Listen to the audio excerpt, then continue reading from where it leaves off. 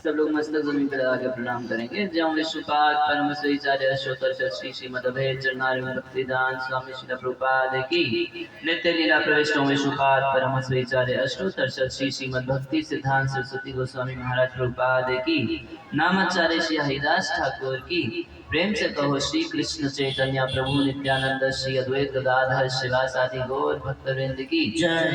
श्री श्री राधा कृष्ण गो गोपिका श्याम कुंड राधा कुंड गिरि गोवर्धन की श्री श्री सीताराम लक्ष्मण हनुमान जी की श्री मिथिला धाम की ग्रंथराज श्रीमद् भागवतम की संवेद गौर भक्तवृंद की अनंत कोटि वैष्णववृंद की ताई गौर हरि प्रेमानंदे हरि हरि बोल। जय संवेद भक्तवृंद, जय संवेद, जय संवेद गुरु और कुरान की जय। ओम अज्ञानतिमिरान्धस्य ज्ञानाञ्जनशलाकया चक्षुरुन्मिलितं येन तस्मै श्रीगुरुवे नमः। श्रीचैतन्यमनोभीष्टं स्थापितं येन भूतले स्वयं रूपा कदा मह्यं ददाति स्वपदान्तिकम्। वैराग्ययुद्भक्तिरसं प्रयत्नैः अपायनं मामभीप्सुमन्धम्। कृपां बुधि परदुःखदुःखी सनातनं प्रभुमाश्रयामि। नमो महावदान्याय कृष्णप्रेमप्रदायते कृष्णाय कृष्ण चैतन्य नाम्ने गौरत्विषे नमः। हे कृष्ण करुणा सिंधु दीनबंधु जगत्पते गोपेश गोपिका कांत राधा कांत नमोस्तुते। तप्त कांचन गौरांगी श्री राधे वृंदावनेश्वरी वृषभानुसुते देवी प्रणमामि हरिप्रिये। वाञ्छाकल्पतरुभ्यश्च कृपा सिन्धुभ्येव च पतितानां पावनेभ्यो वैष्णवेभ्यो नमो नमः। नमो विष्णुपादाय कृष्णपृष्ठाय भूतले श्रीमते भक्तिवेदान्त स्वामिनिति नामिने। नमस्ते सरस्वती देवे गौरवाणी प्रचारिणे निर्विशेष शून्यवादी पाश्चात्यदेशतारिणे। वाञ्छाकल्पतरुभ्यश्च कृपा सिन्धुभ्येव च पतितानां पावनेभ्यो वैष्णवेभ्यो नमो नमः। जय श्री कृष्ण चैतन्य प्रभु नित्यानंद श्री अद्वैत गदाधर शिवासादि गौर भक्तवृंद। हरे कृष्ण कृष्ण कृष्ण हरे हरे हरे राम राम राम हरे हरे।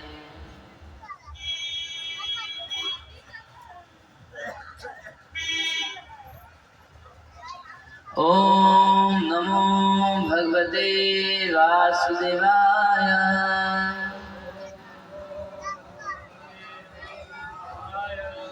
ओम नमो भगवते वासुदेवाय। ओम नमो भगवते वासुदेवाय। ओम नमो भगवते वासुदेवाय। ओम नमो भगवते वासुदेवाय। हरे कृष्णा।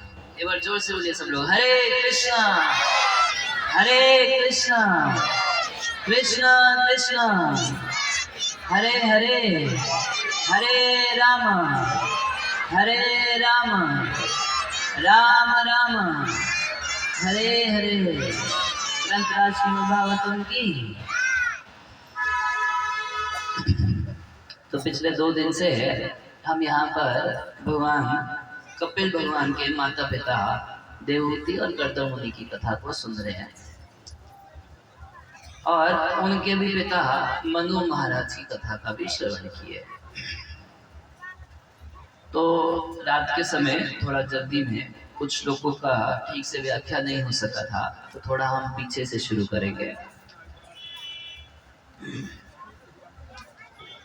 जब मनु महाराज अपनी पुत्री देवहूति को लेके आए कर्दम मुनि के पास, तो कर्दम मुनि देवहूति माता की प्रशंसा की है और एक विचार रखे कि ऐसा कौन होगा जो इससे विवाह नहीं करना चाहेगा। उसकी सुंदरता का, उसकी महिमा का कुछ वर्णन भी किए, मगर साथ में देखिए साक्षात भगवान आदेश दिए हैं कि उससे विवाह कर लेना, मगर मन में विचार है कि ब्रह्मा जी मुझे सृष्टि बढ़ाने के लिए बोले हो तो ठीक है, मगर ऐसा ना हो कि सृष्टि बढ़ाने के चक्कर में मैं भगवान को भूल जाऊं। संसार में काम तो करना है। कई लोग बहाना करते हैं जब उनको भजन करने के लिए बोले कि अब तुम्हारी तरह बाबा बन जाए क्या। बाबा बनने के लिए कौन बोल रहा है? ये सारे जो भक्त हैं यहाँ सारे जो देख रहे हैं सब गृहस्थ भक्त हैं, सबकी पत्नी है, बच्चे हैं। उधर लीला पुरुषोत्तम प्रभु खड़े हैं, उनकी भी पत्नी है, 3 बच्चे हैं उनके पास। एक अनिरुद्ध जी हैं, इनकी भी पत्नी है, एक बच्चा है इनको। यहाँ जितने आप देख रहे हैं सब गृहस्थ भक्त हैं और साथ में भगवान का भजन भी करते हैं। अपनी गृहस्थी से समय निकाल के भगवान की भक्ति का प्रचार भी करते हैं। तो सृष्टि करनी है, गृहस्थी चलानी है, वो तो जरूरी है, मगर उससे ज्यादा जरूरी है कि ये सब करते हुए हम भगवान को ना भूल जाएं, जो हमारे जीवन का वास्तविक लक्ष्य है। आप सब लोग गांव में रहते हैं तो समझेंगे। अब तो खैर लकड़ी काटनी वाटनी नहीं पड़ती, और पहले हम लोग ये उदाहरण दिया करते थे कि मान लीजिए कहीं बहुत ज़्यादा बांस वगैरह हुआ है, बीच में कोई बहुत बढ़िया लकड़ी है, आपको लकड़ी चाहिए, किसी पेड़ में से कुछ काट के आपको लकड़ी चाहिए, वहाँ फर्स्ट क्लास लकड़ी है, चाहिए क्या वो वाली लकड़ी, मगर आसपास बहुत कुछ उग गया है, तो चारों तरफ उसके कुछ ना कुछ झाड़ी जैसा है। तो आप क्या करेंगे? उस वृक्ष से लकड़ी काटने के लिए सारी झाड़ी को साफ करेंगे या बस एक रास्ता बनाएंगे उस पेड़ तक जाने के लिए? क्या करेंगे भाई? कोई मूर्ख होगा तो बोलेगा पहले आज हम सारी झाड़ी साफ करेंगे तब काटेंगे लकड़ी। अब बुद्धिमान व्यक्ति क्या करेगा? बस रास्ता बनाएगा और लकड़ी काट के ले लेगा। उसी प्रकार से मूर्ख व्यक्ति जो होता है वो जीवन की उलझनों में उलझ जाता है। वो सारी चीज को ठीक करूंगा तब सब ठीक है। लक्ष्य है भगवान को पाना, लक्ष्य है खुद को समझना, भगवान से अपने संबंध को समझना, लक्ष्य है सुखी रहना। सबका एक ही लक्ष्य है ना, सुख प्राप्त करना। तो बुद्धिमान व्यक्ति संसार में उतना ही काम करता है जितना आवश्यक है और ज्यादा समय अपना लगाता है भगवान की भक्ति में। रास्ता बना लिया और लकड़ी काटी। अब अगर इस पेड़ में लग जाएंगे कि पहले सब साफ करेंगे तो बहुत टाइम चला जाएगा और बहुत टाइम है भी नहीं। तो कर्दम मुनि मन में विचार किए कि ऐसा ना हो कि ब्रह्मा जी कहे हैं सृष्टि आगे बढ़ाने के लिए, उस कार्य में लग जाऊं और भगवान को ना पा पाऊं। तो माता देवहूति के आगे कंडीशन रखे, विवाह का एक कंडीशन। क्या कंडीशन? बोले कि ब्रह्मा जी हमें सेवा दी है संतान उत्पत्ति की, तो संतान उत्पत्ति के बाद मैं संन्यास ले लूंगा, यदि मंजूर हो तो विवाह करेंगे, नहीं मंजूर तो नहीं करेंगे। क्यों? कह रहे कि परम प्रमाणम भगवान अनंतम, मेरे लिए एकमात्र प्रमाण इंपॉर्टेंट है गृहस्थी, मगर मोस्ट इंपॉर्टेंट लाइफ में है भगवान। अगर घर गृहस्थी भगवान की भक्ति के लिए अच्छी है, भाई पत्नी सहयोग करती है, बच्चे सहयोग करते हैं भक्ति में, तो गृहस्थी अच्छी है। मगर अगर पत्नी पति या बच्चे सहयोग नहीं करते तो ऐसी गृहस्थी का क्या करना है? तो पहले ही एक कंडीशन रखी है कि परम प्रमाणम भगवान अनंतम, मेरे लिए परम प्रमाण भगवान है, भगवान की आज्ञा है। जैसा हम कल सुने थे कि दया सर्वभूतेषु सर्वजीवेषु दया, सभी जीवों के ऊपर दया करना, गृहस्थ आश्रम में रहते हुए। और दत्ताम अभयम, बाद में संन्यास लेके सबको निर्भय करना, सबको भय रहित करना, ये कार्य करना। तो बोले कि उस हिसाब से हमको संन्यास लेना है। इतना बोल के कर्द मुनि एकदम चुप हो गए। और इधर मनु महाराज अपनी पत्नी और देवहूति दोनों से पूछे, मुंह से नहीं पूछे, इशारे में पूछे कि क्या करना है।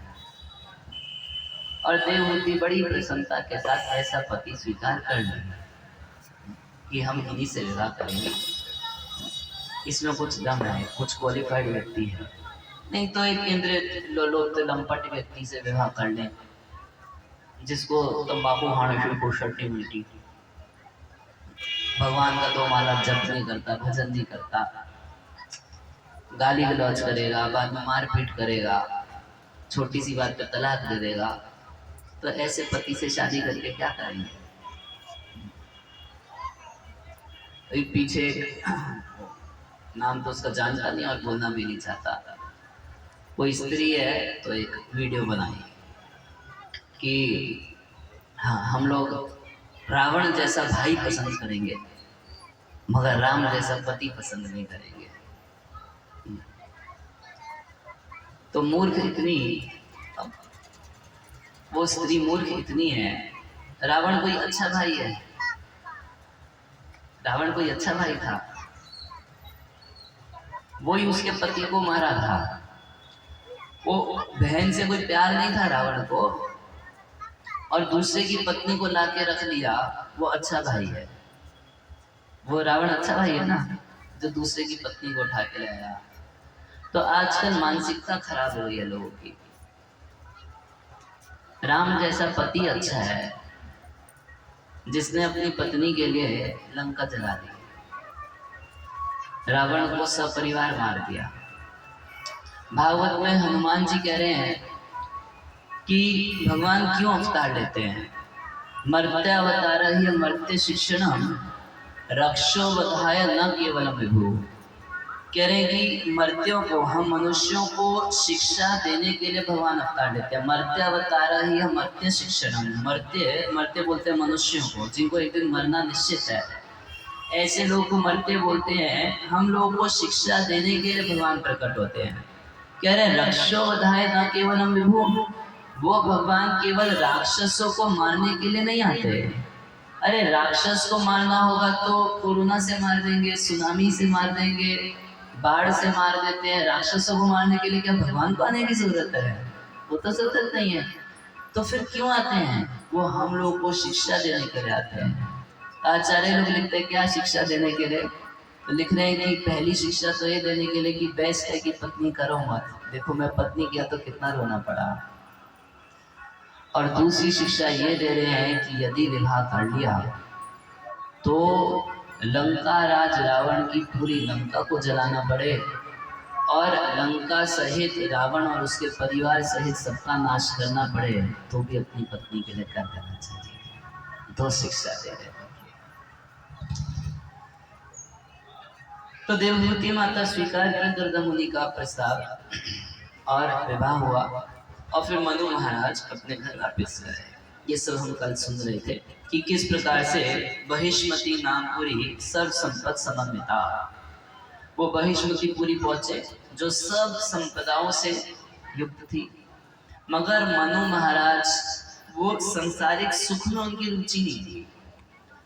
पहले के जो राजा हुए हैं वो राज ऋषि हुआ करते थे, राजा होते थे मगर ऋषि की तरह जीवन जीते थे। क्योंकि अगर राजा या कोई पोस्ट पे रहने वाला व्यक्ति तपस्या का जीवन नहीं जिएगा तो फिर वो सामाजिक लोगों का, जिनका उनको टेक केयर करना, उनका शोषण करने लगता है। तपस्या करता है, उसका चित्त पवित्र रहता है तो सेवा कर पाता है, और नहीं तो उन लोगों का शोषण करने लगता है। जैसा आजकल देखा जा रहा है, बहुत सारे मंत्री तपस्या नहीं करते, शराब ही उनका देवता है। तो वो क्या करते हैं, वो समाज का शोषण करते हैं केवल। तो पहले के राजा तपस्वी हुआ करते थे, सारी फैसिलिटी रहते हुए भी मनु महाराज उस फैसिलिटी का भोग नहीं किया करते थे। अपना ज्यादातर समय यज्ञों में और भगवान की कथा कीर्तन में बिताया करते थे।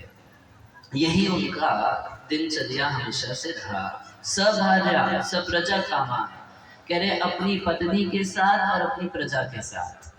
मनु महाराज का ऐसा अद्भुत शासन हुआ कि उसमें लोगों को वर्किंग आवर्स में, मतलब काम के समय, जैसे कोई लेबर रहता है उसका 8 घंटे का दिहाड़ी है, 8 घंटे उसको काम करना है, तो उसी 8 घंटे में उसको 3 साढ़े 3 घंटे हरि कथा सुनने का समय मिलता था, 4 साढ़े 4 घंटे काम करना होता था। सैलरी नहीं कटेगी, पैसे नहीं, पगार काटेंगे नहीं, वो कथा सुनने का भी एक तरीके से पगार देते थे। ऐसा अद्भुत शासन मनु महाराज किए।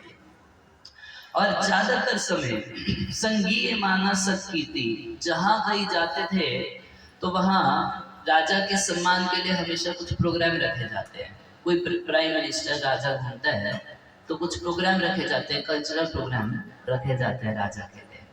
तो जितने कल्चरल प्रोग्राम मनु महाराज के लिए रखे जाते थे उसमें भगवान का कीर्तन होता था, भगवान की कथा होती थी और सब लोग उसमें आनंद से रहते थे। ऐसा राज्य। तो अनुबंधेन हृदय श्रवण हरे कथा, सब कुछ रहते हुए भी हृदय जो था उनका वो अनुबद्धेना एकदम बंधा हुआ था। किस चीज से बंधा हुआ था? तो राज्य से नहीं बंधा था, पत्नी से नहीं बंधा था, प्रजा से नहीं बंधा था, भोग ऐश्वर्य से नहीं बंधा था। उनका हृदय बंधा हुआ था श्रवण हरि कथा, हरि कथा को सुनने में उनका हृदय बंधा हुआ था। ये बहुत अच्छा लगता था। और इस तरीके से वो रहते थे, सारे भोग रहते थे उनके पास, मगर भोगा न शेकु भगवत परा, भोगों में उनकी आसक्ति, भोग अपनी ओर खींच नहीं पाते थे उनके चित्त को। उनका चित्त पूरा पूरा भगवान के श्रवण कीर्तन में लगा रहता था। तो कल मैं बोला कथा में कि जो भगवान का भजन करता है उसको शारीरिक मानसिक ये सब कलेश नहीं होते। तो रात को एक व्यक्ति मुझसे जिज्ञासा करा, प्रश्न किया कि ऐसा तो देखा जाता है कि भक्तों को भी बीमारी लगती है, शरीर में कुछ कष्ट आता है, कभी कुछ मानसिक चिंतन आ सकता है, और अगर बहुत ठंड पड़े तो क्या बहुत लोग जैकेट नहीं पहनते हैं? बहुत लोग भी जैकेट पहन लेते हैं। तो उसका प्रश्न था कि फिर ये कैसे कि जो भक्ति करता है उसको कलेश नहीं होता, बल्कि देखा जाता है कि उसको भी कलेश होता है। तो देखिए भागवत के शब्द को थोड़ा ध्यान से सुनना चाहिए। कह रहे शारीरा मनसा दिव्या वयस ये च मानसा भौतिकांश कथम क्लेशा बाधन्ते हरि संशय। जो भगवान हरि के आश्रय में रहते हैं, भगवत वचन करते हैं, भगवान की कृपा पे निर्भर रहते हैं, ऐसे लोगों को कलेश रहते हुए भी बांधते नहीं। एक साधारण व्यक्ति पूरा परेशान हो जाता है, थोड़ी सी जीवन में परेशानी आती है वो पूरा बत्ती गुल हो जाता है उसका। जैसे कंस था तो एक भविष्यवाणी हुई, अरे मूर्ख कंस। वो देवता लोग डरते थे कंस से इतना कि भविष्यवाणी करनी थी कि ये देवकी का 8वां पुत्र तुम्हें मार देगा। अच्छा, मन में तो था कि इसको मूर्ख बोल दो, मगर सामने से बोलने की हिम्मत नहीं थी। तो बादलों में छिपके देवता लोग एक आकाशवाणी किए, अरे मूर्ख कंस, जिस देवकी को तुम लेके जा रहे हो उसका 8वां गर्भ भी तेरा वध कर देगा। उस दिन भगवान के माता पिता वसुदेव देवकी का विवाह था और देवकी का भाई कंस बोला मैं दीदी को इतना प्यार करता हूँ, मैं खुद रथ चढ़ा के लेके जाऊंगा, दीदी की विदाई है, छोड़ के आऊंगा। और एक आकाशवाणी हुई, वो रथ रस्सी वस्सी सब छोड़ दिया, एक हाथ में देवकी की केश और दूसरी हाथ में तलवार, इसका अभी मर्डर कर दूंगा।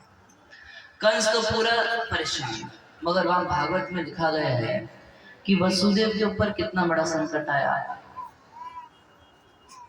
अरे आज विवाह हो रहा है, अभी विदाई के समय ये साले साहब जो हैं ये अपनी बहन का केश पकड़ के तलवार ले लिया इसका मर्डर करने के लिए। तो वसुदेव के ऊपर बहुत बड़ा संकट है या नहीं है? मगर भगवान के भजन के कारण वसुदेव उद्विग्न नहीं हुए, बड़े आराम से कंस को समझाया। पहले तो समझाया, देखो कंस, मरना तो सबको है, आज नहीं तो कल, 7 दिन में नहीं तो 1 महीने में, 1-2 साल में, 10 साल में, नहीं तो 100 साल में मरना तो पड़ेगा। उसको आत्मा का ज्ञान दिए, आध्यात्मिक ज्ञान दिए, कंस को इस सबसे तो कोई लेना देना नहीं। तो वसुदेव तब भी एकदम डिस्टर्ब नहीं है। वसुदेव एकदम धीरता के साथ वसुदेव मन में सोचे कि मैं इसको वचन दे देता हूं कि जितने पुत्र होंगे एक एक करके सारे इसको दे दूंगा। तो कहने का मतलब यह है कि छोटी सी जीवन में परेशानी आई तो कंस परेशान हो गया बुरी तरह, और वसुदेव क्योंकि भगवान का भजन किए थे, बहुत भजन किए थे, इस वजह से बड़ी से बड़ा संकट आने पर भी वसुदेव विचलित नहीं हुए। वो दुख उनको बांध नहीं पाया। हम लोग के जीवन में तो दुख आता है तो सर पकड़ के बैठ जाएंगे, पूरे दिन उसी की गाता गाते रहेंगे जो हमको परेशान करेगा। मगर जो भगवान का भजन करता है उसको संकट बांध नहीं पाते हैं। भाई ये शरीर तो जाएगा, ऐसा कोई व्यक्ति नहीं चाहे कितना बड़ा साधु सन्यासी हो जिसके शरीर में रोग नहीं लगेगा। शरीर में रोग लगेगा, बुढ़ापा आएगा, मगर शरीर के इन परिवर्तनों से भगवान का भक्त घबराता नहीं है। मगर एक सांसारिक व्यक्ति जब अपने आप को शरीर मानता है, वो सोचते अरे मैं कम देख रहा हूँ, मेरे को कम सुनाई दे रहा है, मैं मर रहा हूँ। और भगवान का भक्त जानता है कि मैं तो आत्मा हूँ। जैसे मान लीजिए कुर्ता है, कुर्ता धीरे धीरे फटने लगे तो कोई व्यक्ति चिंतित हो जाएगा, मैं फट रहा हूँ, मेरा क्या हो रहा है भाई। तो भगवान का भक्त है जिसको ज्ञान है, वो जानता है कि एक दिन तो शरीर जाएगा, इसलिए शरीर के छोटे छोटे संकटों से घबराता नहीं है। भगवान में उसका विश्वास बना रहता है, भगवान से अपने संबंध को जानता है। तो शरीर के कलेश हैं मगर बांधते नहीं। मन में भी कुछ कलेश होते हैं। जब महाभारत का युद्ध शुरू हो रहा था तो अर्जुन बोला कि मैं कैसे अपने स्वजनों को मार दूं। अच्छा कृष्ण तुम ही बताओ, तुम मेरे को बोल रहे हो कि अपने गुरु द्रोणाचार्य को मार दो, अपने दादा भीष्म पितामह को मार दो, मैं तुमको बोलूं कि संदीप्ति मुनि का मर्डर कर दो, कर दोगे? तो अर्जुन भी डिस्टर्ब थे, इस बात से थोड़ा सा डिस्टर्ब थे कि कैसे अपने स्वजनों को मार दूं। तो भगवान क्या बोले अर्जुन को? अर्जुन को बोले मात्रा स्पर्शस्तु कौन्तेय शीतोष्ण सुख दुखदा आगम पायनो नित्यस्ताम तितिक्षस्व भारत। भगवान अर्जुन को बोले कि ऐसा नहीं कि भक्त हो जाओगे तुम पूरा संसार तुम्हारे एयर कंडीशन बना दूंगा, गर्मी सर्दी तुम्हारे लिए भी रहेगी, और प्रियजनों का विरह, कोई स्वजन मर जाए ये दुख तुम्हारे लिए भी रहेगा। ताम तितिक्षस्व भारत। यदि भजन अच्छे से करोगे तो भगवान सहन करने की शक्ति देते हैं। आप पूरा प्रयास लगा लीजिए, पूरा शक्ति लगा लीजिए, तब भी अपने स्वजन को हमेशा अपने साथ नहीं रख पाएंगे, जाएंगे। कौन माता पिता चाहता है कि उनका बच्चा मर जाए? मगर कभी कभी देखा जाता है माता पिता की आंखों के सामने बच्चे को ऐसी बीमारी हो जाती है कि बड़े बड़े एम्स और अपोलो के डॉक्टर बचा नहीं पाते हैं, डॉक्टर को बोलना पड़ता है सॉरी। वो बचाना चाहता है, फिर क्यों नहीं बचा पाया? वो तो इतना प्रेम करता है अपने बच्चे से, क्यों नहीं बचा पाया? ऐसा संभव नहीं है। तो मन में कुछ कलेश तो होता है मगर वो भक्त को बांधता नहीं है। अनुचिंतया, बहुत चिंता नहीं करता। दिव्या मानुषा भौतिका, ये सब कलेश भक्त के जीवन में भी होते हैं, मगर एक ही अंतर है कि अभक्त जो है, जो भजन नहीं करता, उसको छोटे से छोटा दुख डिस्टर्ब कर देता है, और जो जितना बढ़िया से भजन करेगा उसको बड़े से बड़ा दुख भी विचलित नहीं कर सकता। बस इतना ही अंतर है, मगर इतना पर्याप्त अंतर है ना। एक हम बिल्डिंग खड़ी करते हैं जिसमें नींव नहीं डालते, और 3 मंजिल बिल्डिंग खड़ी कर दी तो क्या होगा? एक आंधी का झोंका आएगा और बिल्डिंग गिर जाएगी। मगर जिस बिल्डिंग की जितनी पक्की नींव है, तो बड़े से बड़ा तूफान आ जाए उस बिल्डिंग को कुछ होगा नहीं। तो उसी प्रकार से जिस व्यक्ति ने जीवन में बचपन से आध्यात्मिक ज्ञान का अनुशीलन किया, उस व्यक्ति के जीवन में बड़े से बड़ा संकट क्यों ना आ जाए, हिलेगा नहीं, उसको कोई दिक्कत नहीं होगी। और जो व्यक्ति भगवान का भजन नहीं करता, चाहे अमीर से अमीर फिल्म स्टार क्यों ना बन जाए, सुसाइड कर लेता है। छोटे से छोटा संकट बर्दाश्त करना मुश्किल हो जाता है।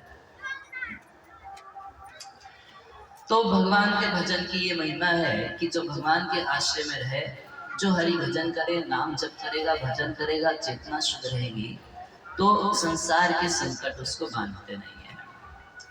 यः पृष्टो मुनि भी प्राह धर्मा नाना विवाद शुभाम निर्णाम वर्ण आश्रमाणाम च सर्वभूत हित सदा। कह रहे यह पृष्टो मुनि भी प्राह, जब मुनियों ने मनु महाराज से पूछा, तो मनु महाराज है राजा, और ऋषि मुनि उनके पास आके उनसे धर्म का ज्ञान लेते थे। तो इससे पता चलता है कि एक क्षत्रिय भी हरि कथा बोल सकता है, और ऋषि मुनि क्षत्रियों से हरि कथा सुना करते थे। इसलिए चैतन्य महाप्रभु बोले कीवा विप्र कीवा न्यासी शूद्र के निर्णय, जही तत्व कृष्ण, जही कृष्ण तत्वता से ही गुरु है। गुरु होने के लिए ब्राह्मण होना आवश्यक नहीं। साक्षात भगवान व्यासदेव सब लोग गए भीष्म पितामह के पास। भीष्म पितामह कौन है? क्षत्रिय, ज्ञान दे रहे थे। और यहाँ लिखा है यह पृष्ठो मुनि भी प्राह। सारे ऋषि मुनि जब पृष्ठ पूछे मनु महाराज से, तो धर्मा नाना विवाद शुभा, तो अत्यंत शुभ, अशुभ अमंगलमय नहीं, अत्यंत शुभ नाना प्रकार के धर्मों का वर्णन किए। तो पूछे भाई क्या धर्म का वर्णन किए? तो बोले निर्णाम वर्ण आश्रमाणाम, वर्ण आश्रम धर्म का निरूपण किए मनु महाराज। मगर ये धर्म कैसा है? ये शुभान, ये कल्याणमय धर्म है। तो देखिए जब जब कलयुग आता है, तो कलयुग में कुछ ऐसे राजा होते हैं या राज कर्मचारी होते हैं जो वर्ण व्यवस्था की निंदा करते हैं, उसके ऊपर जाति सूचक होने का, जातिवाद फैलाने का कलंक लगाते हैं और वर्ण आश्रम पद्धति का नाश करते हैं। जब कलयुग बीत जाता है, सतयुग आता है, तो मनु महाराज फिर से सतधर्म की स्थापना करते हैं, वर्णाश्रम की स्थापना करके। ये ऐसा नहीं कि एक हमारे ही देश में कॉन्स्टिट्यूशन बनाते समय वर्णाश्रम का विरोध किया गया। हर कलयुग में ऐसा होता है। वर्ण व्यवस्था जो है उसके ऊपर जातिवाद का आरोप लगा के, उसकी निंदा करके लोगों को अधार्मिक बनाया जाता है। उनके कलेशों की, दुख की परंपरा को वहीं से चालू किया जाता है।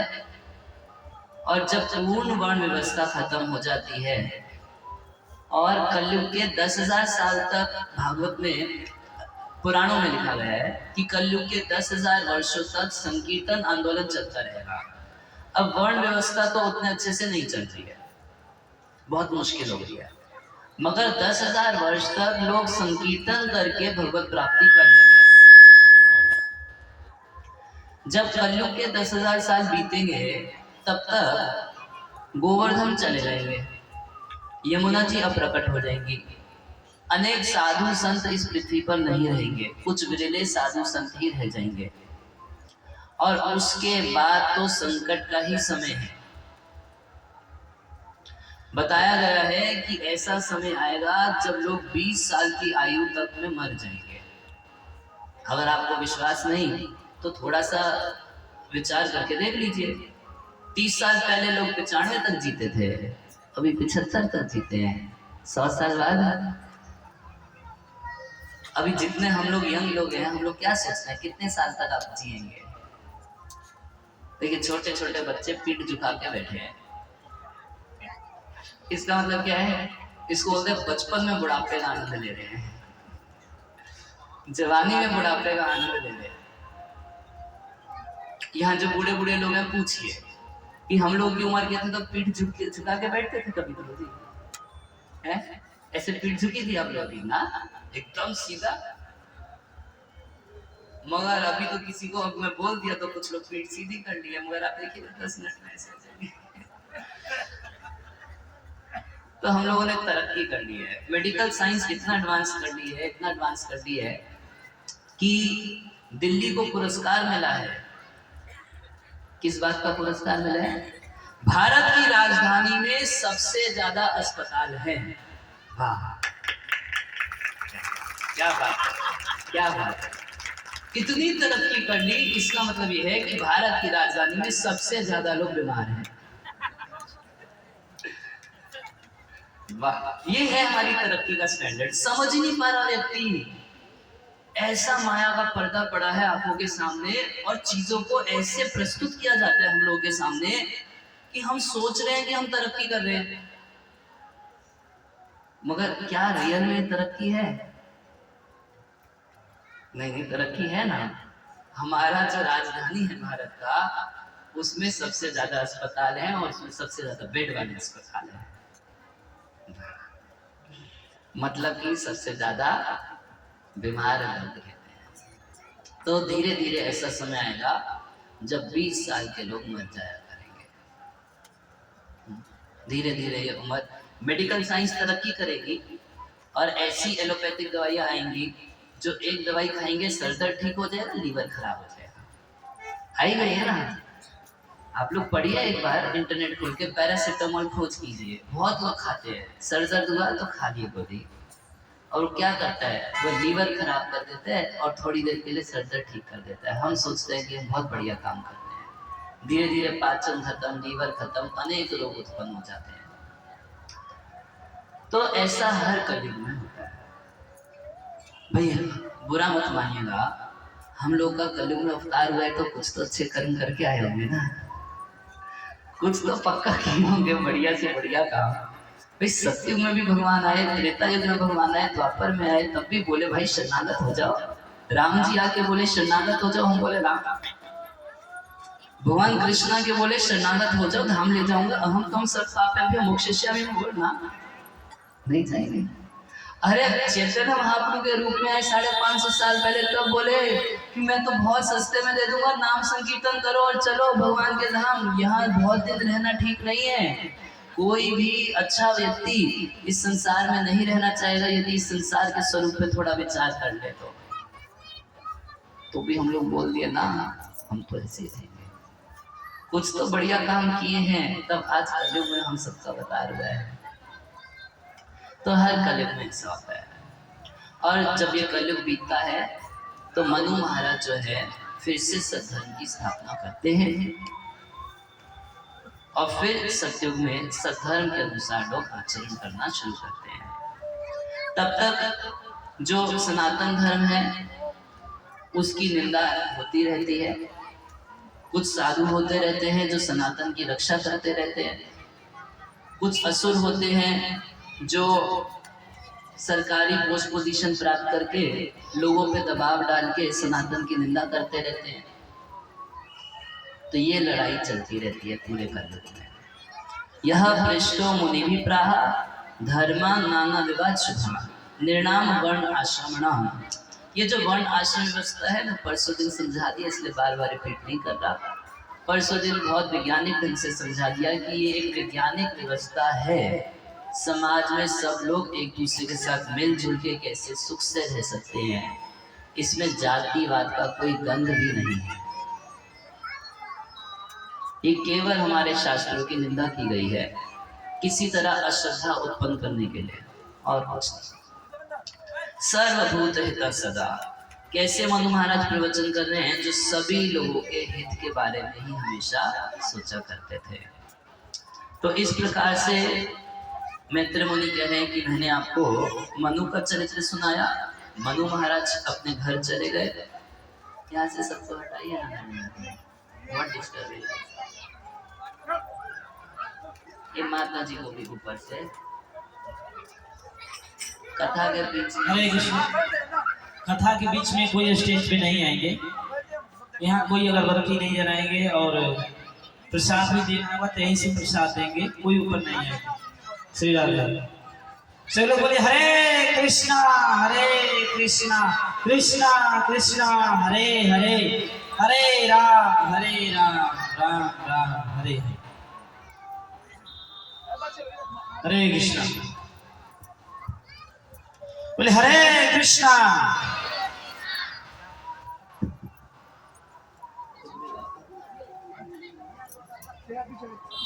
हरे कृष्णा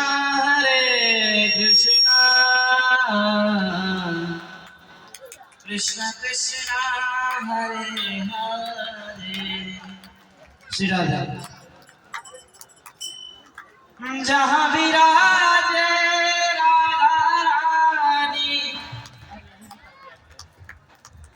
अलबेली सरकार समरिया, ले चल परली पार समरिया, ले चल परली पार।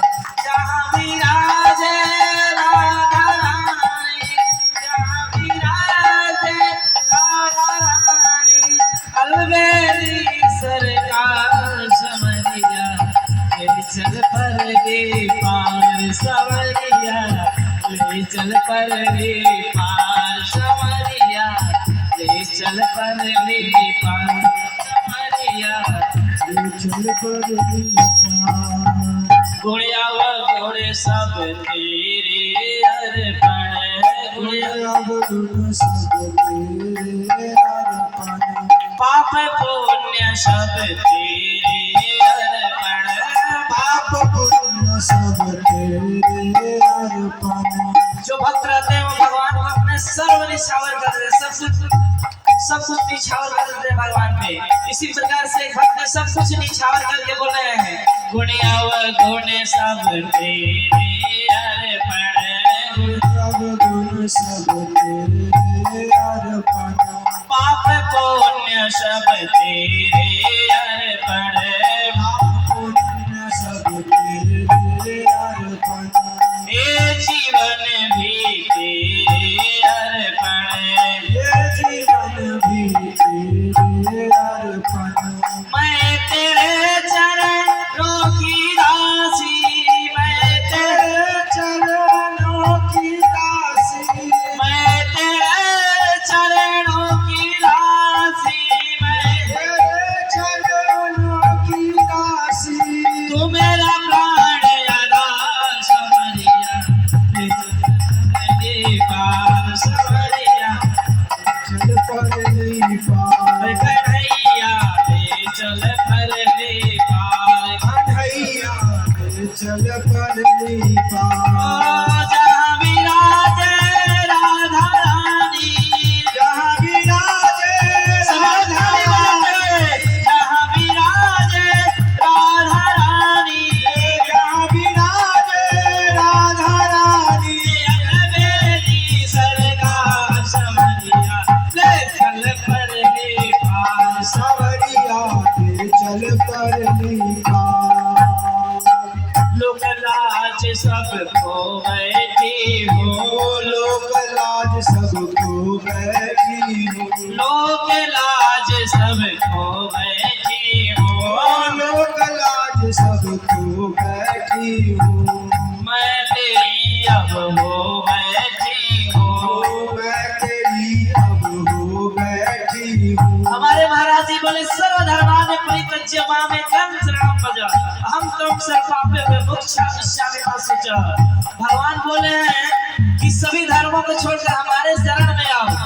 तो हम सभी को भक्त जो होते हैं सब कुछ भगवान में निछावर कर देते हैं। इस प्रकार सभी को सब कुछ भगवान में निछावर कर देना चाहिए।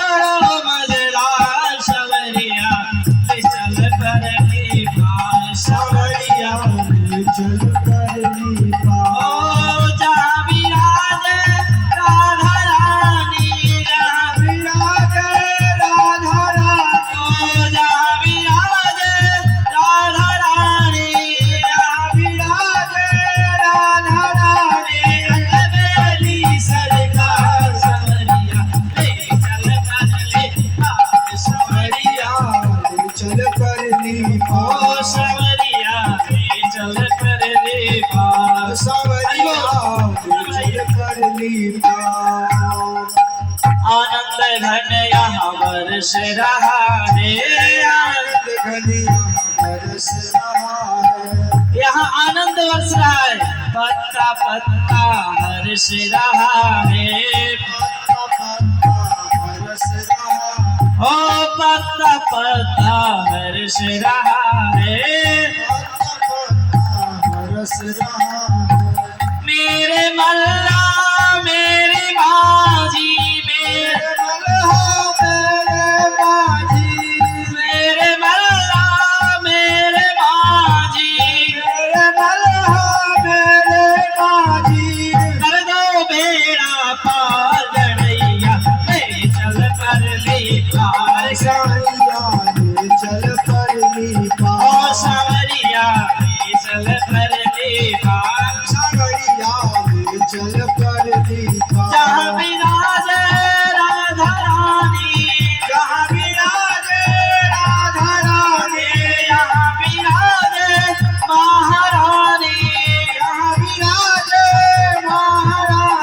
अजमेरी सरकार सवरिया ले चल कर ले पार, सवरिया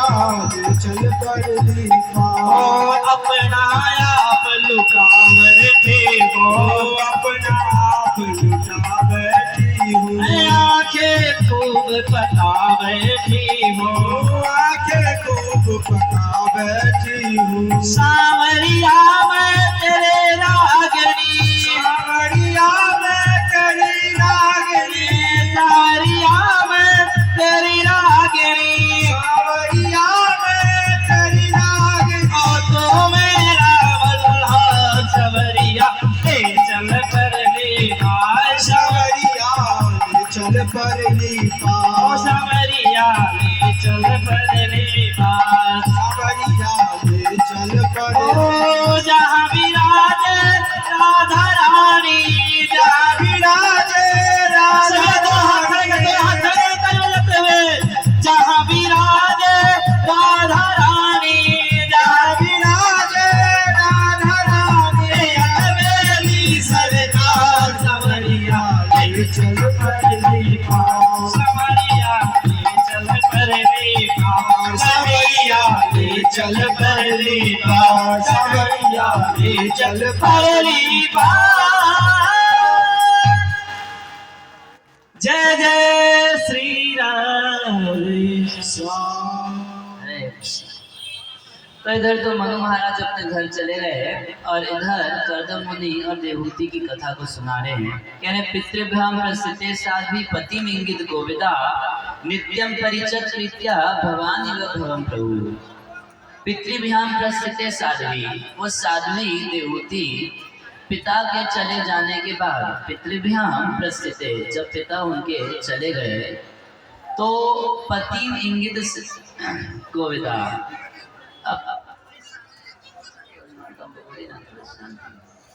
आप लोग इधर कथा में हंसी मजाक क्यों कर रहे हैं?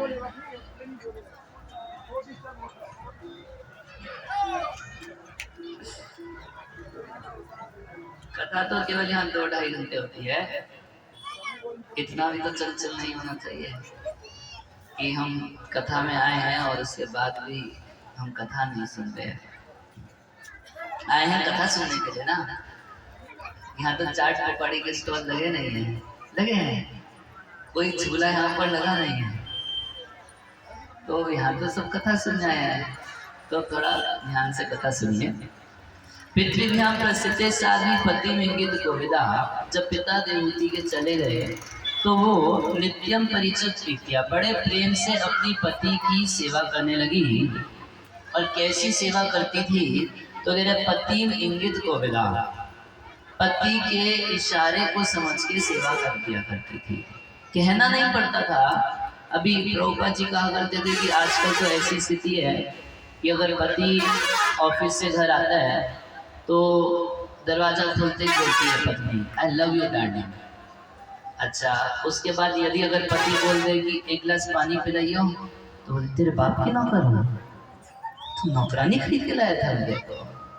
तो प्रभुपाद जी बोलते थे कि इसको प्रेम नहीं बोलते। प्रेम मतलब सेवा। प्रेम का मतलब ही होता है कि कुछ सेवा।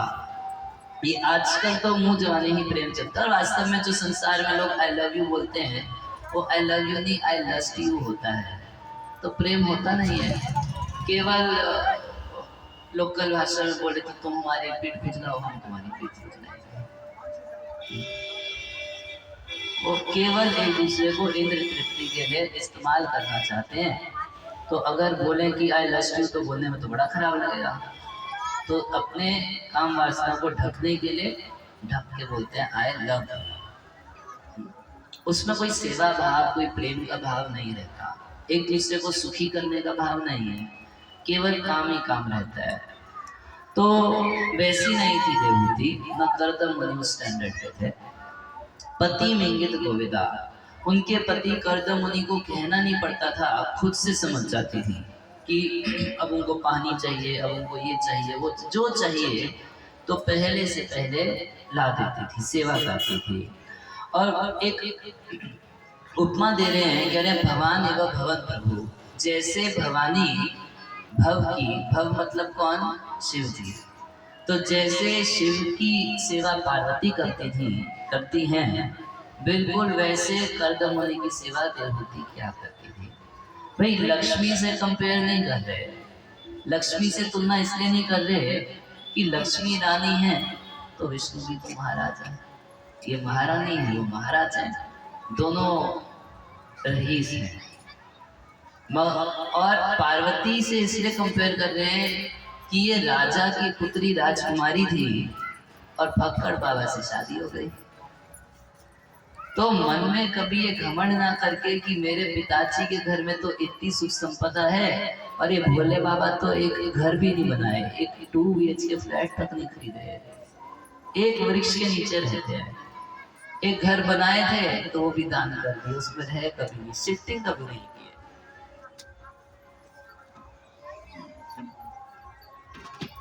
हरे कृष्णा कृष्णा हरे राम हरे हरे हरे कृष्णा। तो जैसे पार्वती माता खुद राजकुमारी होकर अपने फक्कड़ पति की सेवा करती हैं, बिल्कुल वैसे ही देवहूति अपने फक्कड़ पति कर्दम मुनि की सेवा करती थी। और कैसी सेवा उसका वर्णन कर रहे हैं, कह रहे हैं विश्वम्भेन आत्मशौचेन गौरवेण दमेन च शुश्रूषया सौहृदेन वाचा माधुर्या च भो। कह रहे हैं कि विश्वम्भेन मतलब बहुत अंतरंग सेवा किया करती थी, अपनेपन के साथ सेवा करती थी। आत्मशौचेन, आत्म शौचेन का मतलब है अपने शरीर को और मन को पवित्र रख के। कितने तो ऐसे लोग होते हैं जो नहाते ही नहीं है। अगर आप शहरों में या विदेश चले जाएंगे तो वहाँ लोग 10-10 दिन नहाते नहीं है। पूछेंगे भाई फिर ऑफिस कैसे जाते होंगे, कोई ज़्यादा ज़रूरत नहीं है, थोड़ा सा पाउडर लगा लेते हैं और थोड़ा सेंट छिड़क लेते हैं और वो चले जाते हैं। एक हफ्ता 10-10 दिन नहाए रह जाता है। और वो तो छोड़िए, इधर बच्ची गाँव में एक बार हम कथा करते थे तो वहाँ पर एक छोटा लड़का था, हमारे भक्त के घर के बाहर खड़ा था। तो हंसी हंसी उन्होंने उससे पूछ दिया, दोपहर का समय था, कि बेटा नहाए हो? तो बोलता देखो बाबा मैं सिर्फ मंगलवार और शनिवार को नहाता हूँ। कितने लोग आपको ऐसे मिल जाएंगे, घर का जाएंगे पेट साफ करेंगे, उसके बाद घर का सारा कामकाज कर लेंगे और दोपहर में 2-3 बजे जाके नहाते हैं। मतलब क्या किया कि अपवित्र तरीके से पूरे घर को अपवित्र कर दिया, दूषित कर दिया। तो जब तक हम नहाते नहीं हैं तब तक तमोगुण छाया रहता है चित्त के ऊपर। तो नहाना बहुत जरूरी है, नहाना चाहिए। आजकल तो ये शिक्षा भी बहुत भारी लगती होगी, किसी को बोला जाए नहाना चाहिए। हमारी संस्था को लोग बोलते हैं कि ये नहाने वालों की संस्था है, लोग कितनी बार नहाते हैं? तो दिन में 3 बार हम लोग स्नान करते हैं। तो अरे बाप रे बाप। एक जना एक बार पूछा हमारे गुरु महाराज से, तो आप लोगों का तो चमड़ा गल जाएगा नहा के। किसी का गलता नहीं है चमड़ा नहा के। आत्मशौच है, साफ सुथरा रहना चाहिए। पानी से स्वच्छता होती है और साथ में पहले जमाने में मिट्टी लगाई जाती थी, अब आप साबुन लगा लेते हैं, मगर नहाना चाहिए। और दूसरी स्वच्छता मन को भी साफ रखती थी। मन कैसे साफ रहता है? मन की सफाई होती है भगवान का नाम जप करके। हरे कृष्णा कृष्णा कृष्णा हरे हरे, हरे राम राम राम हरे हरे। तब प्रभुपाद जी विदेश में प्रचार कर रहे थे तो कई बार उनके ऊपर आरोप लगता है ये इस्कॉन वाले ब्रेन वॉश कर देते हैं। तो प्रभुपाद जी बोले हाँ, इन लोगों के दिमाग में बहुत कचरा है, हम इनको हरि नाम करवा के उनका दिमाग का कचरा धो देते हैं, सारा सब साफ हो जाता है। जितना कचरा है भगवान का नाम लेने से सब कचरा साफ हो जाता है। हरे कृष्णा कृष्णा कृष्णा हरे हरे, हरे राम राम राम हरे हरे। और मन साफ रहता है संतुष्ट रहने से। जैसे भगवान रखे हैं वैसे रह जाए, ज्यादा तड़क भड़क और ज्यादा गाली गलौज ना करे, उससे मन साफ रहता है। मन में हमेशा एक ही समस्या तो है कि हम संतुष्ट नहीं है, जिस परिस्थिति में है उस परिस्थिति से हम लोगों को संतोष नहीं है, और इस वजह से मन हमेशा टेंशन में रहता है। तो आत्मा शौचेन साफ रखती थी और गौरव अपने पति में गौरव वृद्धि की थी। तो प्रभुपाद जी लिखते हैं कि इसी तरीके से पत्नी को पति की, एक शिष्य को गुरु की सेवा करनी चाहिए, या किसी व्यक्ति को भगवान की सेवा करनी चाहिए। ये दो विचार सामने रखे, दो भाव है, विश्रम्भेन और गौरवेन। एक तो अपनेपन के साथ एक मित्रवत संबंध होता है। एक जगह कहा गया है कि अगर इस संसार में कोई भगवान के द्वारा दिया हुआ मित्र है तो वो कौन है? तो पति के लिए पत्नी और पत्नी के लिए पति, ये भगवान के द्वारा दिया हुआ मित्र है। वो बॉयफ्रेंड नहीं है, फ्रेंड है, पति ही फ्रेंड होता है। गर्लफ्रेंड फ्रेंड नहीं होती है, पति पत्नी फ्रेंड है। तो उसके साथ मित्रता का संबंध, और साथ में पति के प्रति, गुरु के प्रति, भगवान के प्रति गौरव बुद्धि।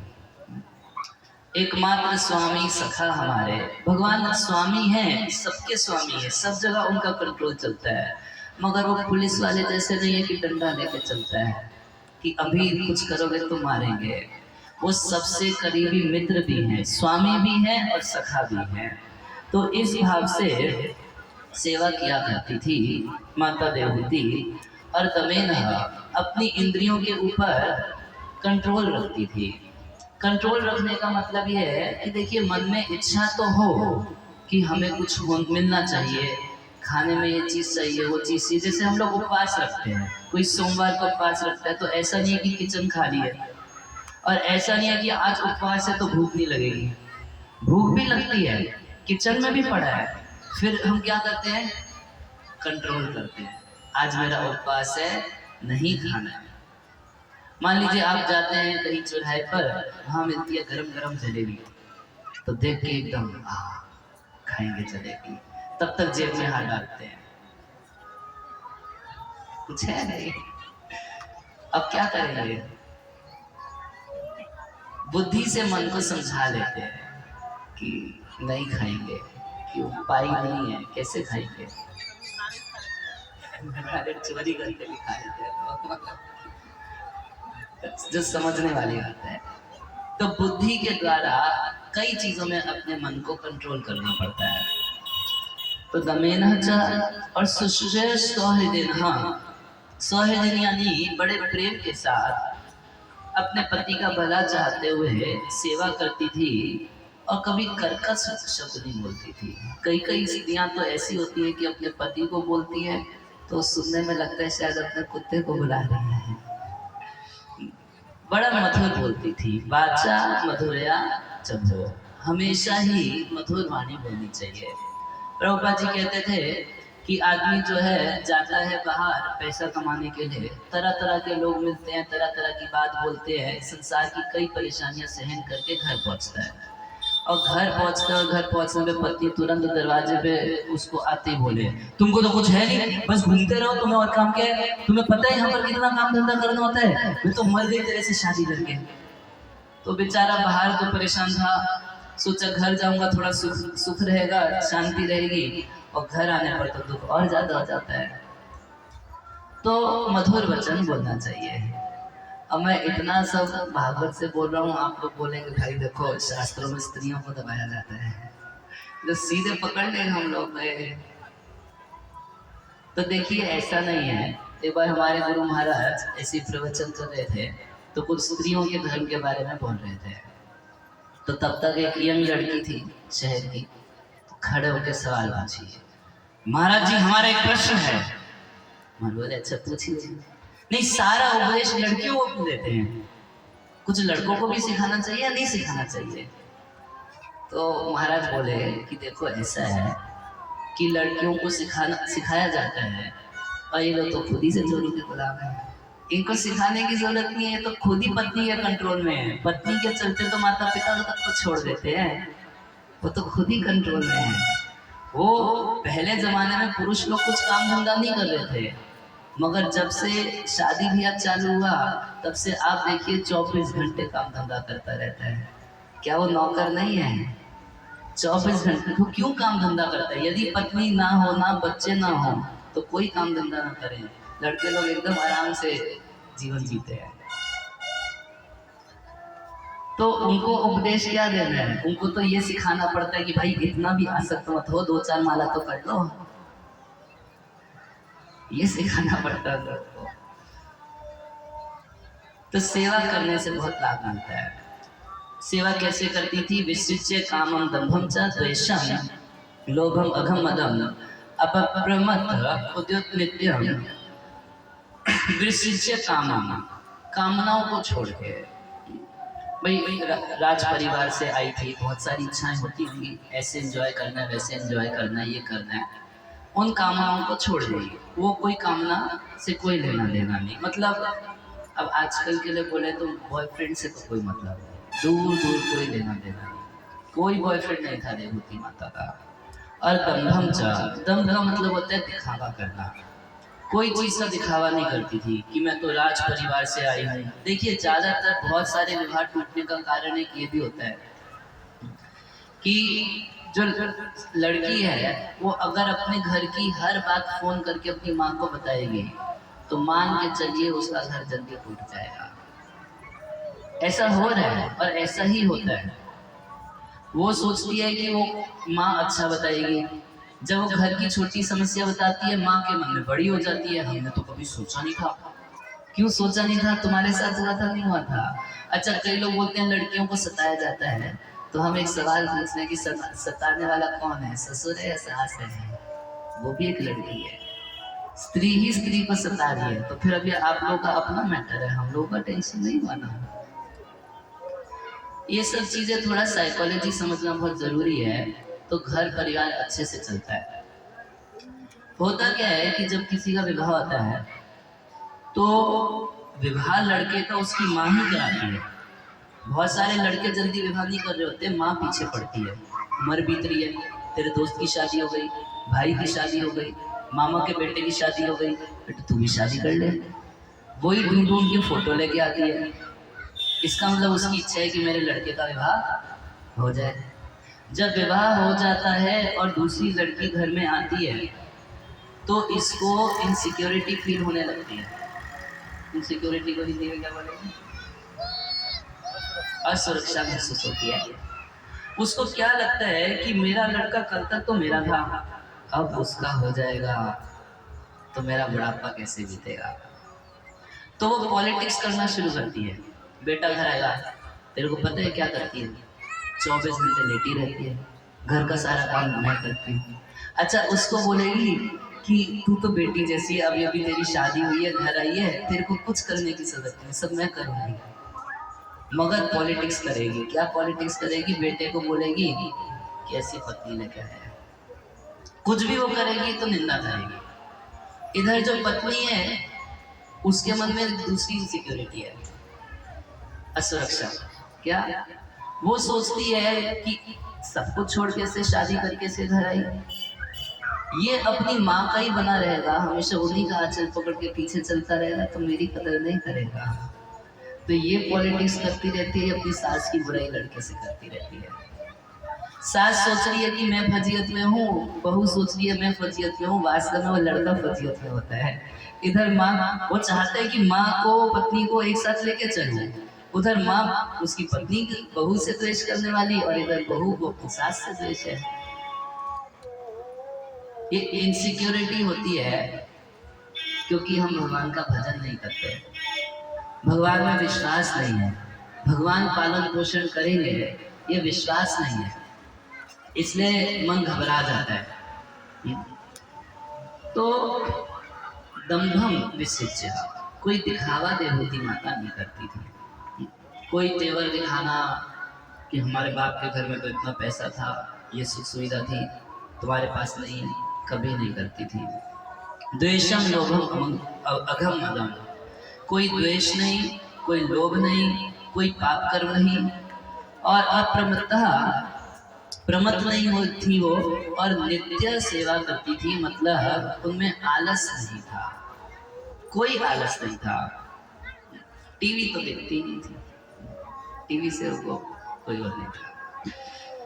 और इस तरीके से अतोष अपने पति को संतुष्ट की थी।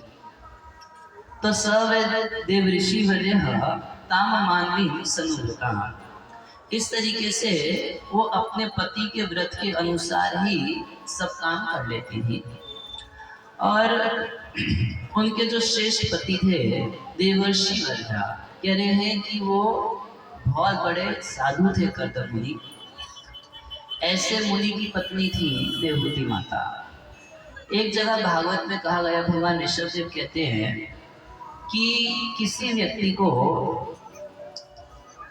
पिता तब तक नहीं बनना चाहिए, माता तब तक नहीं बनना चाहिए, पति तब तक नहीं बनना चाहिए, और गुरु या देवता तब तक नहीं बनना चाहिए जब तक वो अपने आश्रित व्यक्ति को भवसागर से मुक्त ना कर सके। कहने का मतलब क्या? मतलब जो भक्त नहीं है उसको शादी करने का अधिकार नहीं है। अगर वो अपनी पत्नी का उद्धार नहीं कर सकता तो ऐसे पुरुष को विवाह नहीं करना चाहिए। अगर अपने बच्चों को इस भवसागर से मुक्त नहीं कर सकते तो उस व्यक्ति को पिता बनने का, माता बनने का अधिकार नहीं है। अगर अपने चेले को भवसागर से मुक्त नहीं कर सकते तो उसको गुरु बनने का अधिकार नहीं है। तो कर्दम मुनि भगवान के भक्त थे और देवहूति माता उनकी सेवा में थी, और देवद गरीष्य पतु इस तरीके से बहुत बड़े आशीर्वाद की उम्मीद से वो सेवा में लगी रहती थी। और बहुत लंबा समय बीत गया इस तरीके से। तो एक दिन कृपया अब्रवी, जब कर्दम मुनि खूब तपस्या से निवृत्त हुए तो बड़ी दया से भर गए। क्या देखे कि मेरी सेवा करते करते ये बेचारी कभी तो कोई साड़ी नहीं मांगी, कभी कोई ज्वेलरी नहीं मांगी, और देवहूति माता एकदम पतली हो गई थी तपस्या कर करके। तो कर्दम मुनि बोल रहे हैं, तुष्टो हम अद्यत मानवी मानदाया सुशुष्या परमया पराया च भक्त्या। हे मानवी, हे मनुपुत्री, तुमने मान दिया, मेरे को बहुत मान दिया, बहुत आदर के साथ मेरी सेवा की। सुशुष्या परमया पराया च भक्त्या, बड़ी भक्ति भाव के साथ तुमने हमारा सेवा किया, और इस सेवा में तुमने कभी अपने शरीर की परवाह भी नहीं की। एकदम निष्काम सेवा, सेल्फलेस सर्विस, अपने बारे में कोई चिंता नहीं, केवल एक ही विचार, सेवा का विचार। यह देही नाम अयम अतीव सुहित सदेह, कह रहे वह देह जो हर देही को बहुत प्रिय होता है। ये शरीर हम लोगों को कितना प्रिय है, लाखों रुपए खर्च करके अस्पतालों में व्यक्ति शरीर की रक्षा करता है। इस शरीर को कोई मार दे तो उससे लड़ने के लिए खड़े हो जाते हैं। ये शरीर कितना प्रिय है हम लोगों को। इसको 3-3 बार खिलाना, 3-4-5 बार खिलाना, 10-10 घंटे इसको आराम देना, किसके लिए? शरीर के लिए। लोग सुबह से लेकर रात तक मेहनत करते हैं, किसके लिए? भगवान के लिए नहीं करते, शरीर के लिए करते हैं। और यहाँ तक मंदिर जाते हैं तो वो भी शरीर के लिए जाते हैं। मंदिर जाके भगवान से कुछ शरीर के लिए मांग के आते हैं, भगवान की सेवा कभी नहीं मांगते। बहुत कम लोग होते हैं जो भगवान से उनकी सेवा मांगते हैं या भगवान से भगवान को मांगते हैं। भगवान के पास जाके इस शरीर की ही सेवा, इस शरीर के लिए कुछ मांगते हैं। तो ये शरीर इतना प्रिय है, व्यक्ति को इतना प्रिय है, ऐसे शरीर का भी तुमने कोई ख्याल नहीं रखा मेरी सेवा में। समुचिता शक्तुम मदर्थे, मेरे लिए तुमने इतना बड़ा त्याग किया, अब मैं चाहता हूं तुमको कुछ देना। एक कोई व्यक्ति, एक साधारण कोई व्यक्ति समझ सकता है कि अगर कोई व्यक्ति आपकी बहुत सेवा करे तो मन में क्या आता है, अरे इतनी सेवा किया मेरे, कुछ दूं इसको, क्या दे दूं इसको, क्या दे के उद्ऋण हो जाऊं, इसके ऋण से मुक्त हो जाऊं। कुछ देना चाहता है व्यक्ति। कोई व्यक्ति अगर आपको बहुत खुश कर दे तो आपके मन में आता है कि कुछ दे इसको। तो ऐसे ही कर्दमुनि के मन में आ रहा है कि कुछ देना चाहते हैं, मगर क्या दे रहे हैं, कह रहे ये में स्वधर्म निरतस्य तपः समाधि विद्यात्म योग विजिता भगवत प्रसाद तानेव ते मदनुसेवनया वरुद्धा दृष्टिं प्रपश्ये वितराम्य भयं अशोकान्। कह रहे ये मैं स्वधर्म निरस्ते तपः समाधि, जो कुछ मैंने स्वधर्म के पालन से अपनी तपस्या के द्वारा, समाधि के द्वारा, विद्या के द्वारा, अपनी भक्ति के द्वारा, आत्मयोग के द्वारा मैंने जो कुछ प्राप्त किया उसमें तुम्हारा भी अधिकार हो गया। आजकल तो लोग जानते हैं कि भाई विवाह कर लेने से वो प्रॉपर्टी में 50% का अधिकार हो जाता है ना, ऐसे है ना। मगर वास्तव में सेवा करने से अधिकार प्राप्त होता है। सेवा करने से कर्दमुनि, कोई शिष्य अगर गुरु की सेवा करता है तो उसको गुरु की तपस्या, गुरु की भक्ति, गुरु की विद्या आदि जैसा ही उसको भी प्राप्त हो जाता है गुरु की सेवा करने से। कह रहे ये में स्वधर्म निरतस्य तपः समाधि, जो कुछ मैंने तपस्या की है, जो धर्म का आचरण किया, जो ध्यान लगाया, समाधि हुई, जो आत्मयोग किया, जो कुछ मैंने किया और प्राप्त किया, इस सब से मैंने विजितः भगवत प्रसाद, जो भगवान की कृपा से मैंने पाया है, वो सुख एक संसार के सुख से बहुत बड़ा सुख है। वो संसार के थोड़ा कुछ खा लेंगे, कुछ सोने का सुख, किसी को गाली देने का सुख, लड़ाई झगड़े का सुख, इस सारे सुख से बहुत ऊंचा सुख होता है भगवान का सुख, ब्रह्म सुख जिसको बोलते हैं।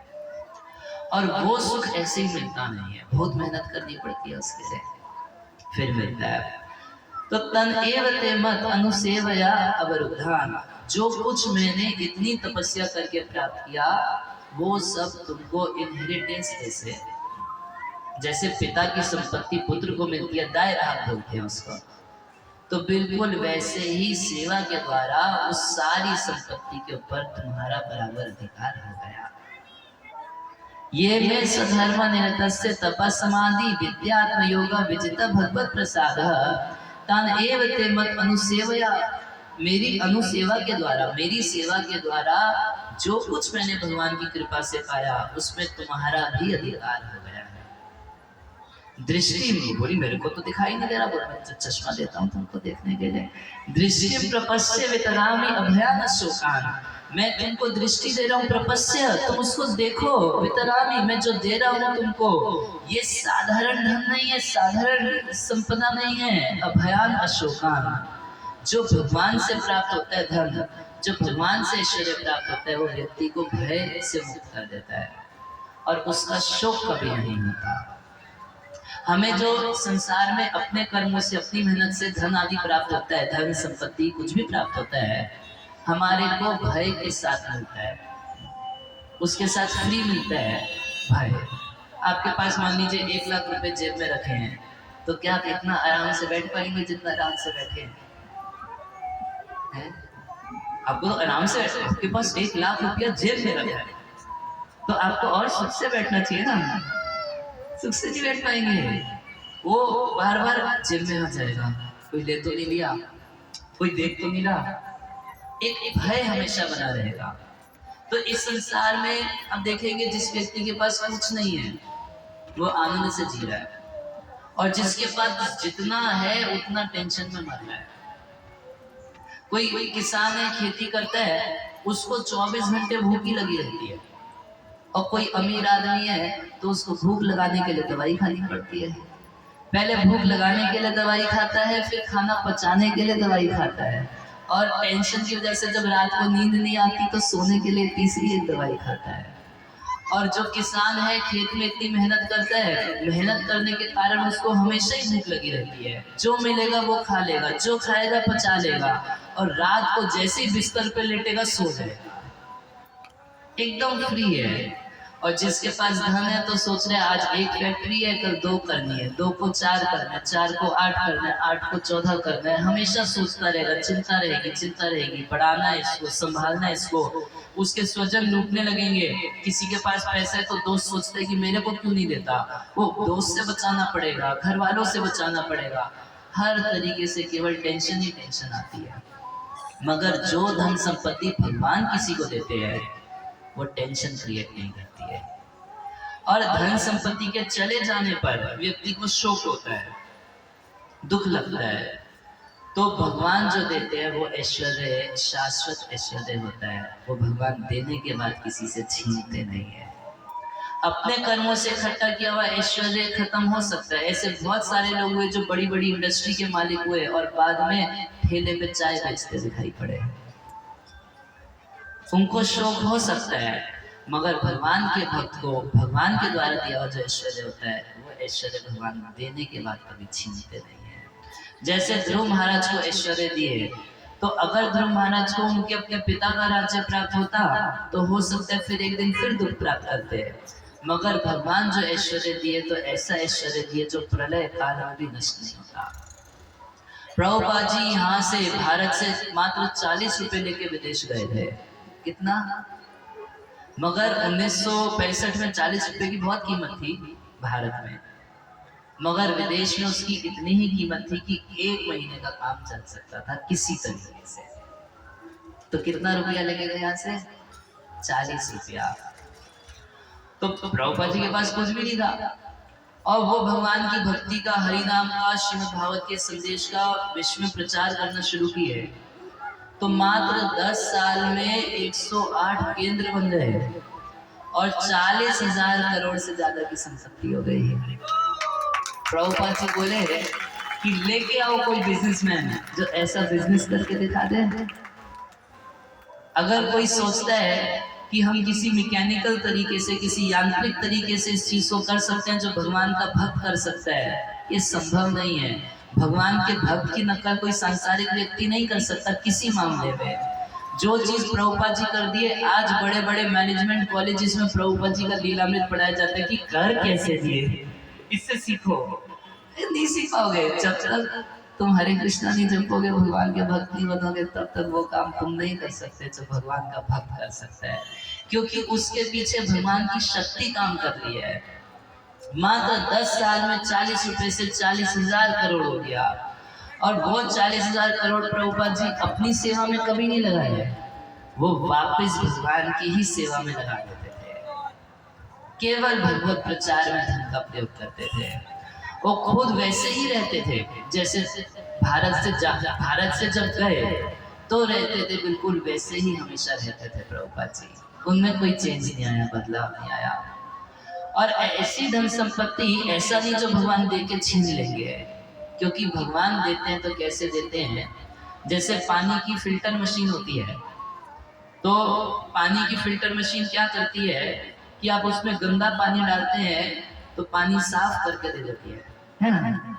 तो उसी प्रकार से भगवान जब देते हैं तो पहले भक्त का हृदय पूरा साफ कर देते हैं, फिर उसको देते हैं। तो उससे क्या होता है कि वो धन संपत्ति उसका नुकसान नहीं करती भक्त का, मगर अपने कर्मों से या देवी देवताओं से प्राप्त जो धन है वो नुकसान भी करता है। कोई ऐश्वर्य, एक बार की बात है, शिव जी का भक्त था जिसका नाम था भस्मासुर। तो नारद जी से पूछा कि नारद जी ये बताइए कि कौन सा देवता सबसे जल्दी प्रसन्न हो जाता है। तो नारद जी बोले कि भोले बाबा भोले, एक नाम है उनका आशुतोष, बड़ी जल्दी प्रसन्न हो जाते हैं। विष्णु को प्रसन्न करने में बड़ा टाइम लगता है, क्योंकि केवल धीर पुरुष ही भगवान विष्णु को प्रसन्न कर पाते हैं। तुम्हारे अंदर तो वो बोले नहीं, मेरे को 2 मिनट्स नूडल्स चाहिए, एकदम फास्ट वाला बताओ।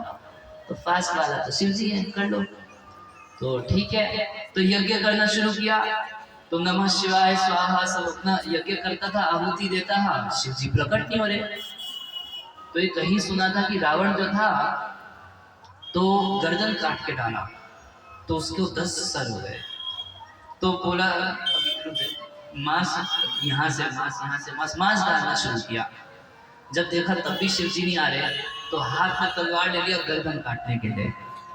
तो तब तक शिव जी एकदम जल्दी जल्दी नंदी पे बैठ के उसके पास आ गए। बोले अरे अरे क्या कर रहे हो, क्या कर रहे हो, क्या कर रहे हो?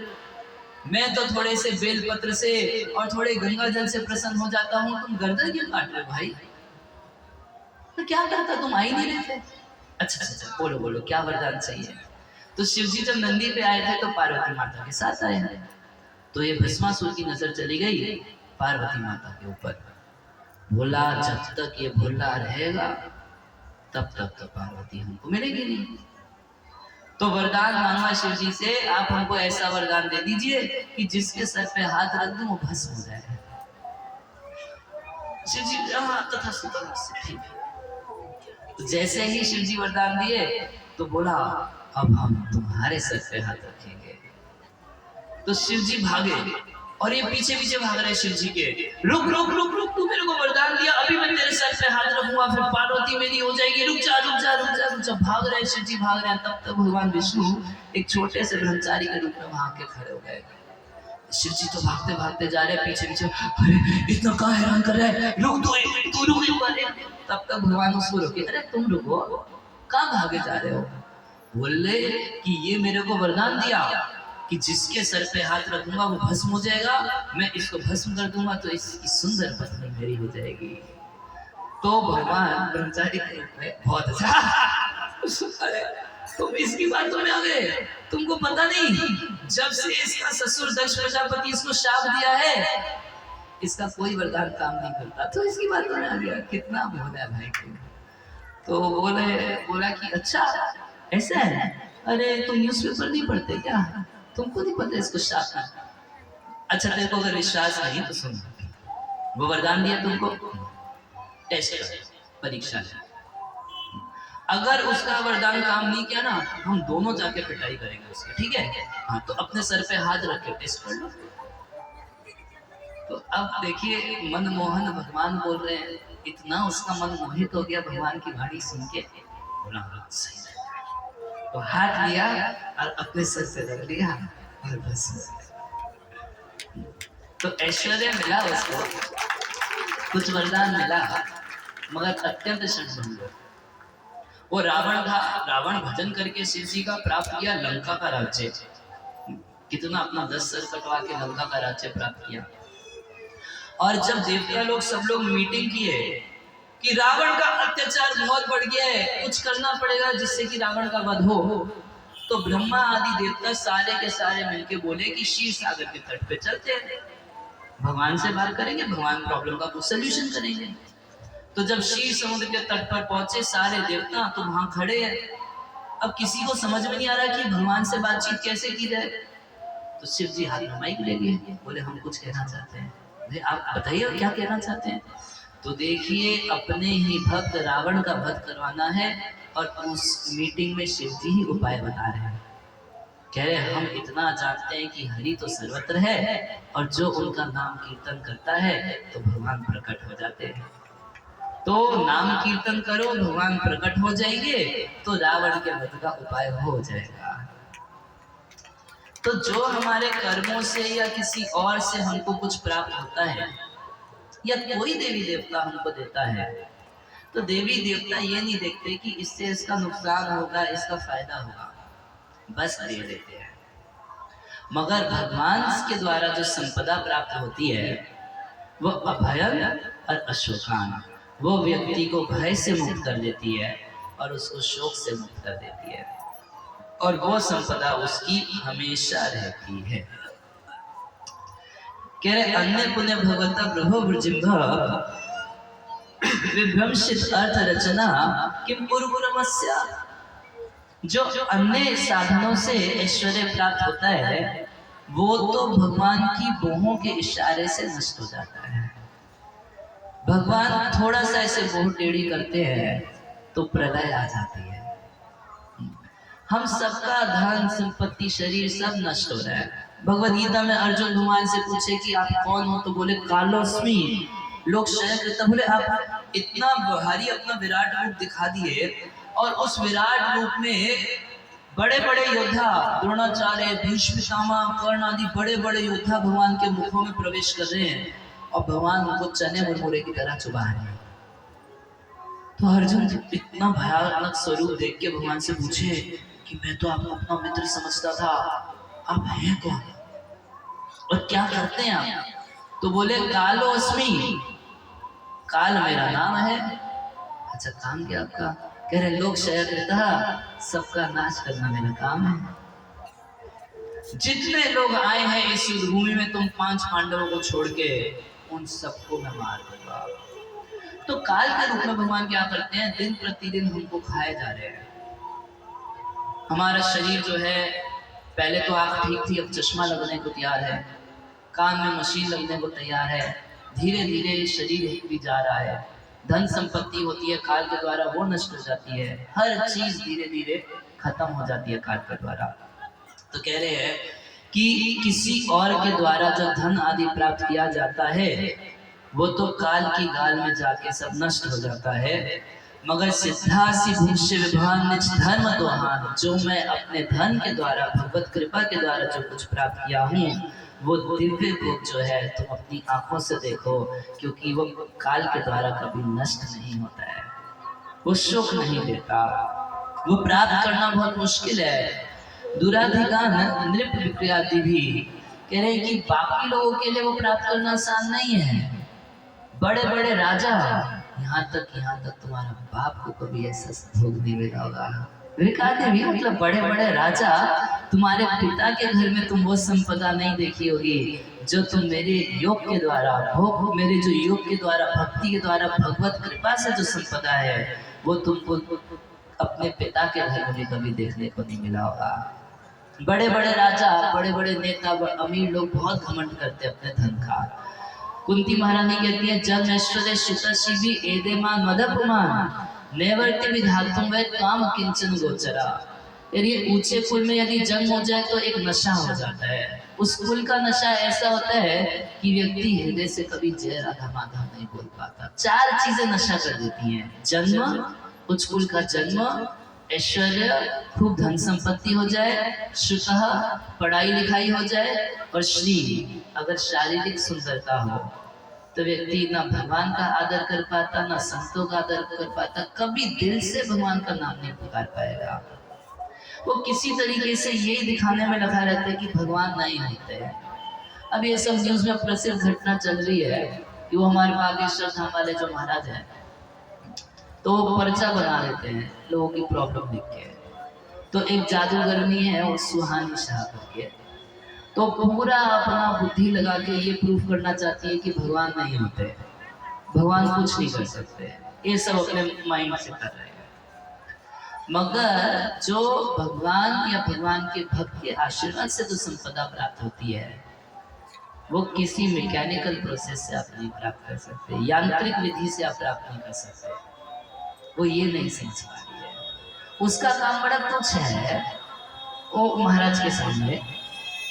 और दूसरी बात ये है कि अगर तुम मन पढ़ भी सकती हो किसी का, एक तो तुम सिर्फ मन पढ़ सकती हो, वो तो पोल खोल देते हैं, है ना। और तुम अगर मन पढ़ भी सकती हो तो उस मन पढ़ने से तुम कितनों का हित कर रही हो ये बताओ। मगर साधु संत जो हैं वो तो अपना ऐश्वर्य दूसरे के साथ बांटते हैं, बिना फीस के पढ़ाई करवाते हैं, बिना फीस के आपको कितना चीज सिखा देते हैं। करताल बजाना, आप कुछ म्यूजिकल इंस्ट्रूमेंट सीखने जाओगे दरभंगा तो कितना फीस आपसे लिया जाएगा, साधु लोग फ्री में सिखा देते हैं। कितना सुंदर ढंग से नाचना सिखा देते हैं, आप जाइए दरभंगा में किसी डांस इंस्टीट्यूट में आपसे हजारों रुपए ले लेंगे।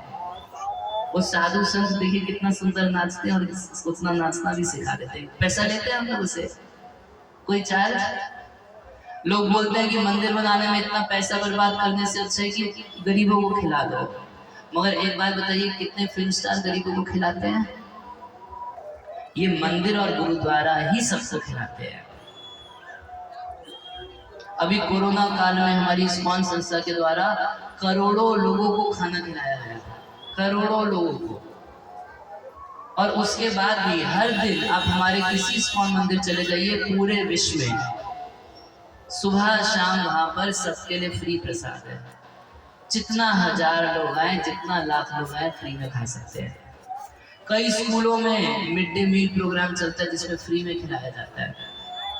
एक बार अपने फिल्म स्टार से पूछिए कितनों को खिलाया। जो धन संपत्ति ऐश्वर्य भगवान की भक्ति प्राप्त करके किया जा सकता है, उस ऐश्वर्य की कल्पना साधारण व्यक्ति कर ही नहीं, कल्पना तक नहीं कर सकता। पाना तो बहुत दूर की बात है। थोड़ा पैसा इकट्ठा कर लोगे, मगर जो साधु को भगवान की भक्ति करके संतोष है, वो कितने में खरीद के लाओगे?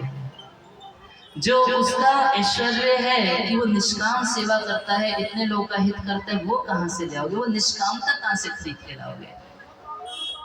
जो सुख वो अनुभव करते हैं अपने हृदय में भगवत सेवा करके, उस सुख को कितने में खरीद के ले आओगे? ला सकते हैं?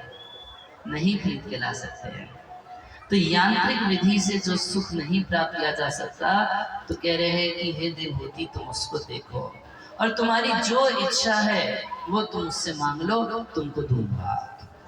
तो देवहूति माता कर्दम मुनि की इस बात को सुन के थोड़ा सा स्त्रीयोचित स्वभाव है, थोड़ा सा शर्माई और फिर बोल रही है कि राधम बत द्विजवृषः एतत् अमोघ योगा।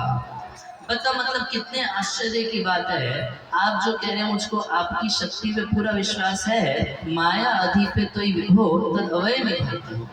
हे पतिदेव, मेरे को आपकी शक्ति पे पूर्ण विश्वास है कि यह ते अभ्याई समय सकृत अंग संग। कह रहे जो आप मेरे को वरदान देने की बात कर रहे हैं, तो जैसा आपने विवाह के समय मुझे वचन दिया था, विवाह के समय क्या वचन दिया था कि तुमसे संतान उत्पन्न करेंगे, तो बोले कि समय उस वचन को निभाने का समय आ गया।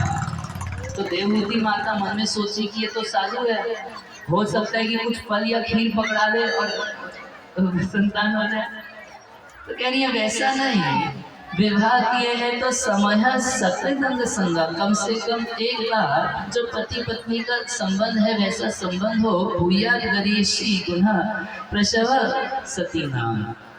तो खुद सती ही है, पतिव्रता है, उनकी इच्छा गलत नहीं है। इस प्रकार से इच्छा रखी सामने और बोली कि मेरा जो शरीर है तपस्या करके बड़ी पतली हो गई हूँ, तो ये बहुत अच्छा नहीं लग रहा है, तो हमारा शरीर भी हष्ट पुष्ट हो जाए। तो इस तरीके से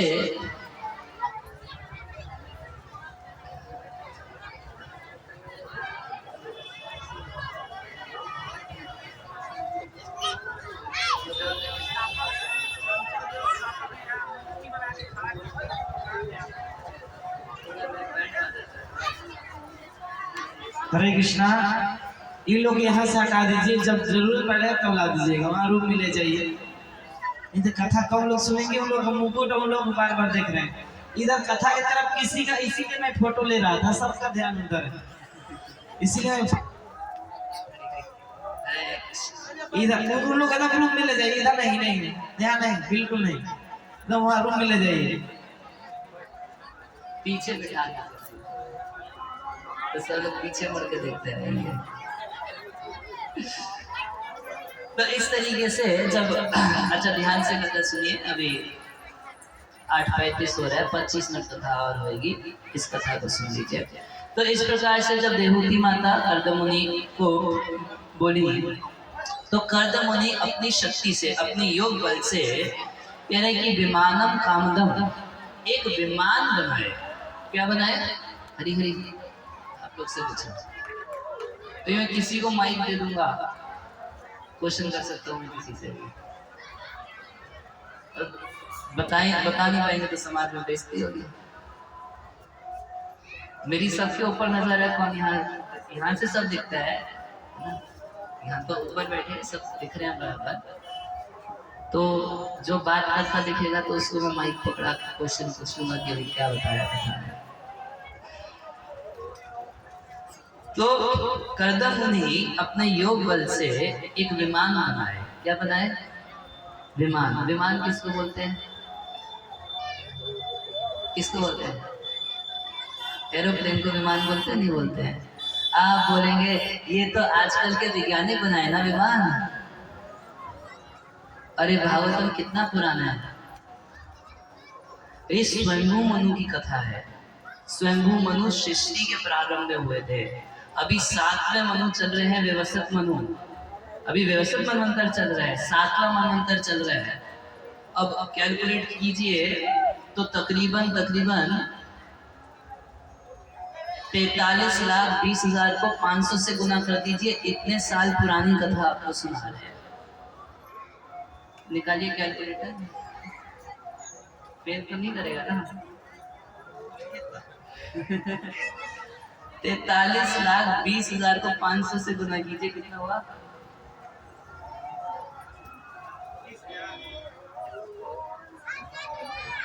इतने साल पहले कर्द मुनि अपनी योग शक्ति से एक विमान बनाए थे, जो विमान आकाश में उड़ सकता था।